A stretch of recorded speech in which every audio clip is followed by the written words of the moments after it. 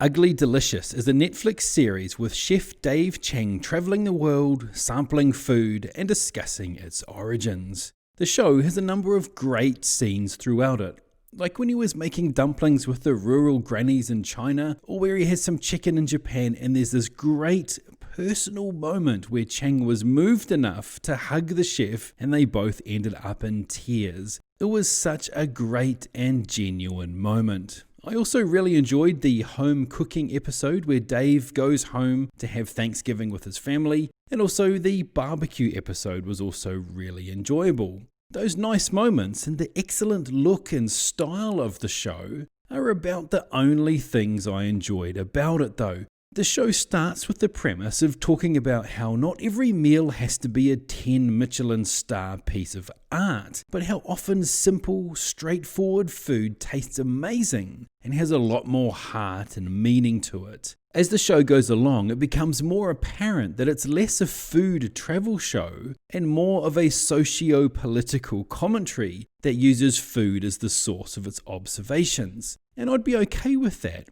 if it was consistent in its messaging and less openly biased. It felt like they couldn't get through an episode without having a "but white people" moment or some overt political statement about how white people ruin everything. Chang shits a lot on white people and implies they can't understand food from other cultures, but then quite happily uses a white British lady who speaks fluent Chinese to guide him in the China episodes. This then leads to a scene in the fried rice episode of season 1 where Chang literally spits some food out in front of the host, chef, and staff who put a banquet in front of him.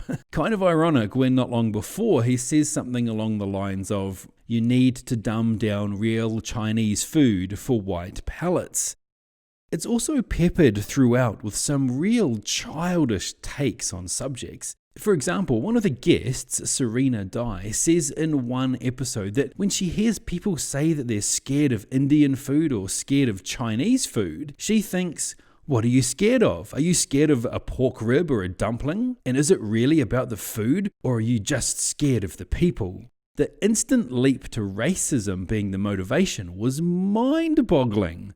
Newsflash, some people do not have adventurous palates. Some people are scared of trying new things, or things that are, from their point of view, weird. Some people might have had a bad experience in the past. Some people maybe just don't like food or flavors from certain parts of the globe.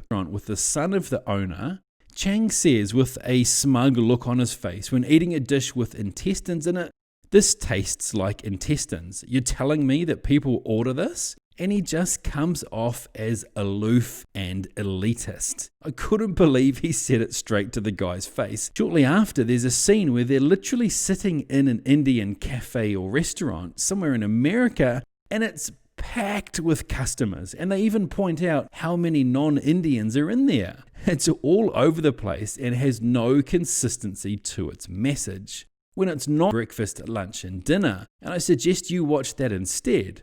Unless, of course, you like overly political takes on food. What are you scared of? Donkey? We have a gift for you. Definitely has the head size right. Hey! I can't change their politics, but maybe I can by opening up their viewpoints to food. God, you make it sound so hot.